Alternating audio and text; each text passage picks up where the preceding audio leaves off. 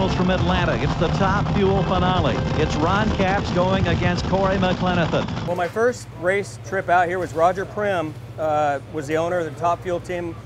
My rookie year, I won a race in Seattle, but prior to that, we came all the way out here to Atlanta.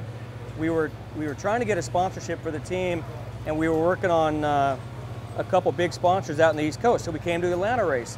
Do you know how tough it is for a young driver to pick up a quality ride like the Roger Prim car out of Reno, Nevada? I can tell you it's tough. In fact, Prim had 20 names on his list. Most of them were qualified, very experienced drivers. At the bottom was Ron Capps, who had only driven an alcohol car a few times last year, had never driven a nitro car. But on New Year's Eve, Ron Capps got the call. Obviously, Roger Prim saw something in this young man that he liked, and it's paying big dividends. You only had, what, 3 runs in this car, full power, coming into Atlanta? That's right. But 2 of those were over 300. That's right. Are you a little nervous? I'm very nervous, Steve. We'll let you go. Good luck. It's the weekend I pretty much got to be friends with John Force, and he took me under his wing and took me out for a few nights during the week and that weekend. And I could write a book just on that week in itself. But come the weekend, we had a good, consistent car. Terry, my crew chief at the time, Terry Manzer, he was just putting me down the track every time. And here I am, a rookie in Top Fuel. I'm racing. It's ABC was broadcasted a show. And I'll never forget, Gary Jarrell was down at the other end of the track, and I kept beating these huge names. We saw a David Goliath situation in funny car, and it was Goliath and John Force winning. Here's a similar scenario. Can Capps upset Coletta?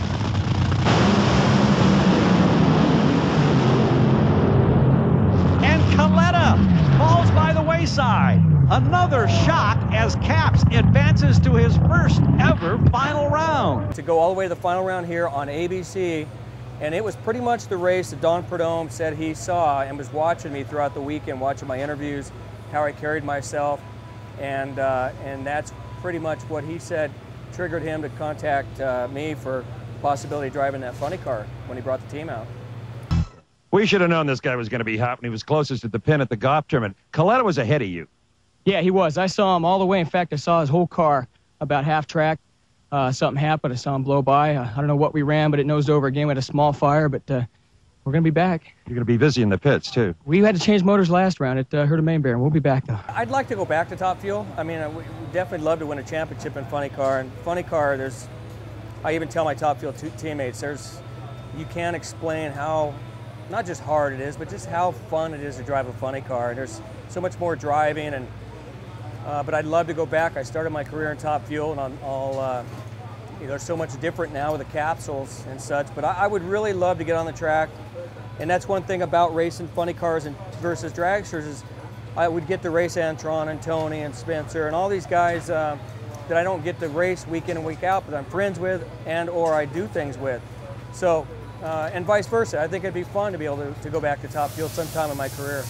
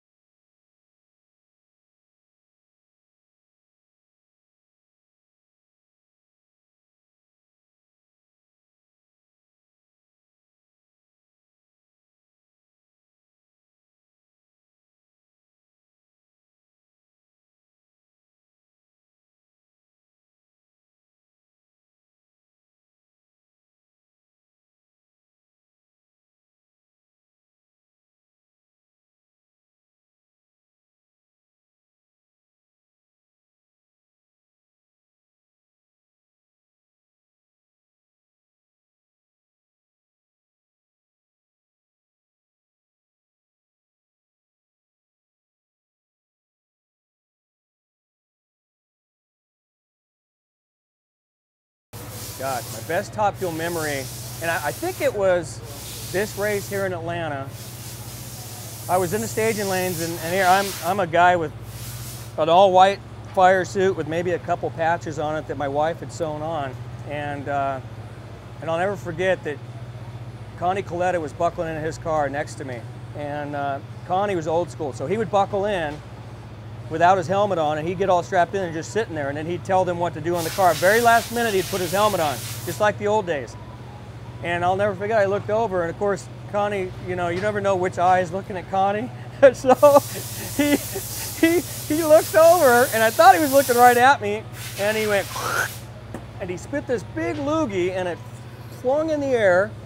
It was like slow motion, and landed right at my feet as I was getting in my car, and I was like, I don't know if he likes me or if that was good or bad. Well, come to find out later, he wasn't looking at me. He didn't even know it.